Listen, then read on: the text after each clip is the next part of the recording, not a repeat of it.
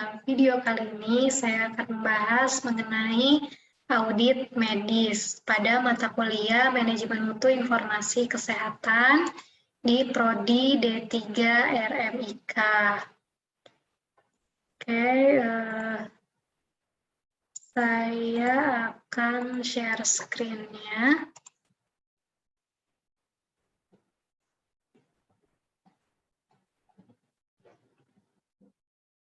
Ya, ini untuk audit medis. Ini ada berdasarkan Permenkes nomor 755, Menkes per 4 tahun 2011 tentang penyelenggaraan komite medis. Di sini definisi audit medis itu adalah upaya evaluasi secara profesional terhadap mutu pelayanan medis diberikan kepada pasien menggunakan rekam medisnya yang dilaksanakan oleh profesi medis. Tujuannya ini sesuai dengan upaya peningkatan mutu dan standarisasi, yaitu tercapainya pelayanan prima di rumah sakit.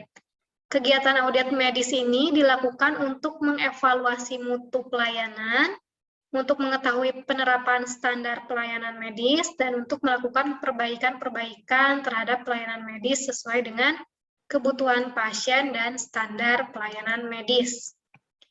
Nah, cara pelaksanaan audit medis itu yang pertama harus terbuka, transparan, ya. Arti transparan di sini adalah setiap elemen-elemen penilaiannya itu terbuka, ya, dalam artian indikatornya A, maka skor yang didapatnya misalkan minimalnya sekian, maksimalnya sekian. Nah, itu terbuka, ya, transparan. Terus tidak menghakimi, friendly, dan konfidensial atau rahasia.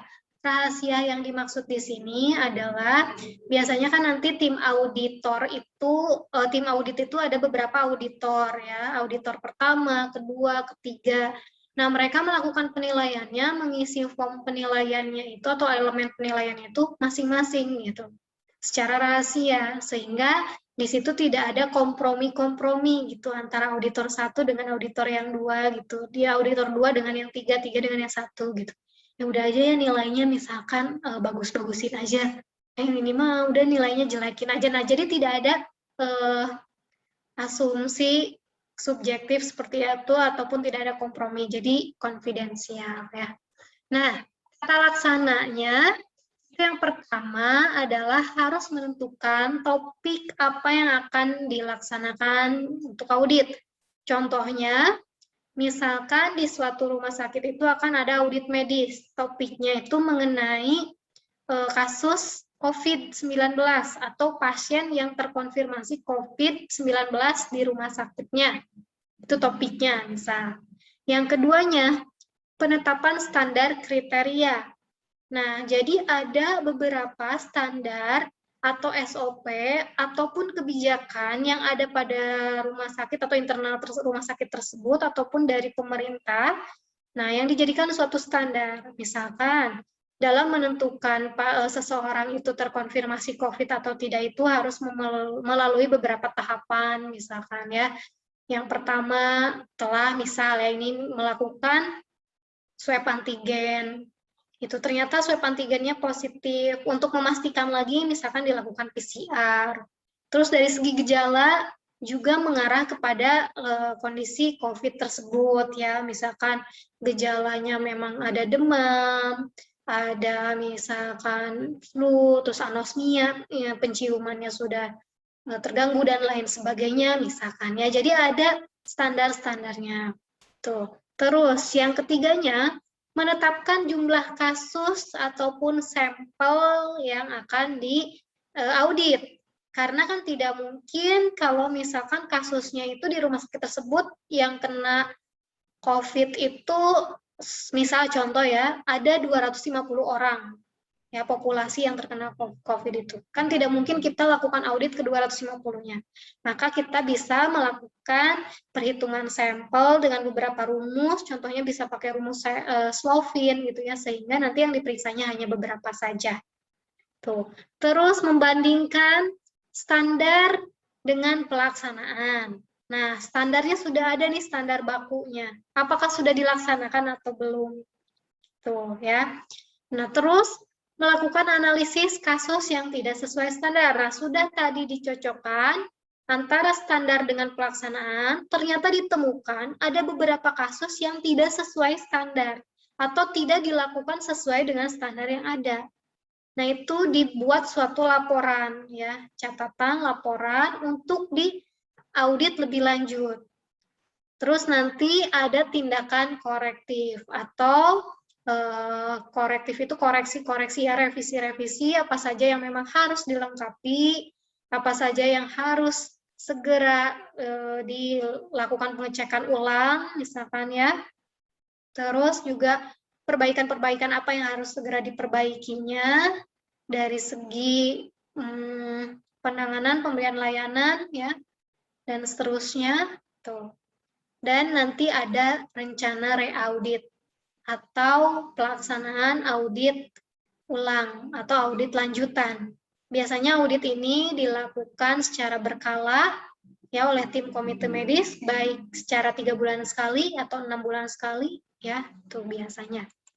Nah, ini untuk kepanitiaan audit medis, untuk yang first party audit atau yang level paling bawah, itu biasanya pimpinannya sama ketua kelompok staf medis. Biasanya juga ini sama dokter, ketua kelompok staf medisnya. Terus ada sekretaris komite medis, ya. Penyajinya ada ketua subkomite mutu profesi dan ketua tim pelaksana audit medis. Pesertanya seluruh anggota staf medis dan wakil dari penanggung jawab pelayanan medis rumah sakit dari setiap unitnya ini. Ya, termasuk direktur medis atau kepala bagian pelayanan medis. Tuh, setiap unitnya ini pesertanya. Hasilnya nanti ada alternatif pemecahan suatu masalahnya, terus salinannya ini dikirimkan ke komite medis kalau untuk yang first party audit ini. Rencana audit nanti dipresentasikan ya. Terus ini contoh formnya. Di sini ada SMF-nya apa, satuan manajemen fungsionalnya, tanggal dilaksanakan auditnya kapan, pukulnya jam berapa sampai jam berapa, yang hadir berapa orang, daftar hadirnya harus terlampir ya dalam presensi, kasus yang ditemukannya apa, disebutkan, identitas pasien yang ditemukan tidak cocok dengan standar, ya ini apa, nomor rekam medisnya berapa, kronologisnya dijelaskan, secara singkat dan jelas, masalahnya bagaimana, terus evaluasi dari audit ini apa. Ya. Nah, di sini ada form checklist. Form checklist ini juga diisi oleh tim auditornya, oleh auditornya. SOP-nya sudah sesuai atau tidak sesuai, terus keterangannya SOP-nya ada atau tidak ada, diagnosis kerjanya, tindakan atau penunjangnya, diagnosis pastinya, terapinya, terus kesimpulannya apa, saran-sarannya apa. Nah, kalau untuk yang kepanitiaan audit medis yang second party audit, ini pimpinannya langsung oleh ketua komite medis. Siapa ketua komite medis? Itu biasanya dokter senior. Ya, dokter senior ketua komite medis itu. Sekretarisnya nanti ada sekretaris komite medis, penyajinya masih yang peningkatan mutu profesi dan ketua tim pelaksanaan audit. Pesertanya juga sama ya, hasilnya juga sama untuk memecahkan masalah, namun salinannya untuk yang second party audit atau tingkatan lanjutan dari audit itu salinannya dikirim ke direktur rumah sakit. Nanti ada rencana audit dan dipresentasikan juga. Ini formnya sama ya untuk yang second party audit. Ini juga sama. Sehingga nanti ada ini laporan rapat audit, kapan dilakukannya, terus identitas kasusnya. Jadi kalau ada 3 kasus yang ditemukan tidak sesuai dengan standar, maka nanti dibikin 3 formulir ini ya. Nah, yang kasus yang pertama misalkan diagnosis kasusnya apa, namanya siapa, umurnya berapa tahun, jenis kelaminnya apa, nomor rekam medisnya berapa. Nah, secara diagnosis uraiannya dijelaskan masalahnya, terus SOP-nya bagaimana yang seharusnya dilaksanakan, terus penata laksanaannya apa yang sudah dikerjakannya ini di sini ditulis. Nah, untuk ini ada perbedaan mengenai analisis kuantitatif, kualitatif, dan review kualitas klinis atau audit medis. Kan ini tujuannya sama-sama untuk meningkatkan mutu pelayanan kesehatan, ya. kepada pasien supaya rumah sakitnya itu paripurna, misalkan prima. Nah, di sini untuk dimensi pelaksanaan, yang melaksanakan analisis kuantitatif itu profesional PMIK, Pereka Medis dan Informasi Kesehatan. Sementara kalau analisis kualitatif itu oleh subkomite reka medis, biasanya ini diberikan kepada dokter ya. Terus ada juga tambahannya profesional PMIK yang sudah terlatih. Sementara kalau untuk audit medis, ini langsung oleh komite medis atau dokter senior. Terus, untuk dimensi review reka medis, di sini untuk analisis kuantitatif, memastikan kelengkapan dan keakuratan. Kalau kualitatif, ini memastikan konsistensi dan keakuratan. Kalau untuk yang audit medis, itu reviewnya mengenai perawatan dan pengobatan yang harus sesuai dengan standar pelayanan medis atau pedoman pelayanan klinis. Kompetensi yang harus dimiliki oleh para pelaksananya, untuk yang analisis kuantitatif, ini PMIK-nya harus paham mengenai jenis form yang digunakan, apa aja yang harus ada form-formnya, terus harus paham juga yang berhak mengisi dan punya wewenang dalam legalitas reka medis ini siapa.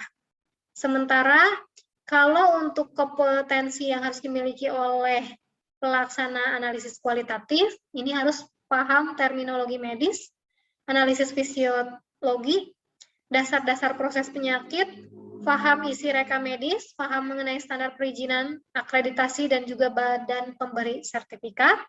Sementara untuk audit medis, ini tim pelaksananya harus paham mengenai ilmu kedokteran sesuai dengan spesialisasinya, paham akan standar pelayanan medis dan pedoman pelayanan klinis, dan juga paham mengenai undang-undang praktik kedokteran. Waktu pelaksanaannya untuk analisis kualitatif dan kuantitatif, ini bisa retrospektif atau setelah pasien pulang, dan concurrent atau saat pasien masih dirawat.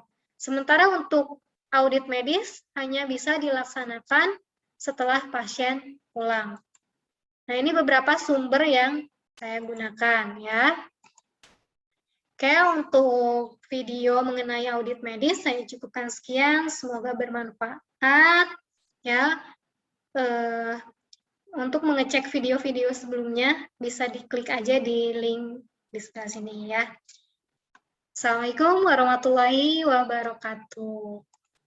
Jangan lupa subscribe, klik loncengnya, like, dan terima kasih.